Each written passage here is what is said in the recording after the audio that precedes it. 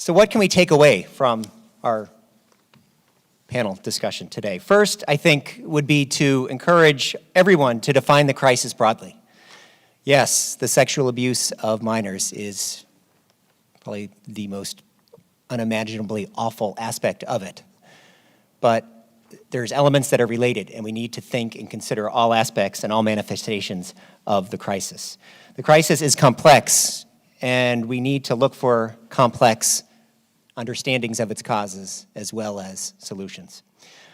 Also, too, simply passing new formal policies and rules are unlikely to solve the crisis. As Gary noted, the informal is critically important. Issues, bigger issues, culture, leadership, and other factors must be addressed, even though they're probably a lot harder to fix than simply passing new policies.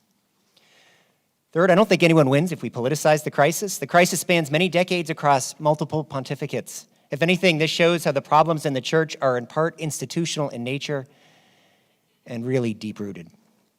A top-down approach from the Vatican and from our bishops won't work. Bishops and the Vatican are part of the problem over many decades. They can't be the only ones to provide and implement solutions. We must look to priests. We must look to the laity for a broader perspective. And rather than a national, organized source of action, at the end of the day, each bishop needs to take action. Also, our leaders must be open to challenging viewpoints. In terms of specific organizational behavior research prescriptions, I'll just simply say this: we need research. We need to look into the past, even if it's painful. We need to understand what happened and why it happened so that we can make sure it doesn't happen again. We also need to look forward to new research. We should be understanding what is going on in each diocese with our priests. We need to be looking at diverse perspectives, not just asking seminary leadership, but seminary faculty what's going on. What ideas do they have for improving our formation, training, and education?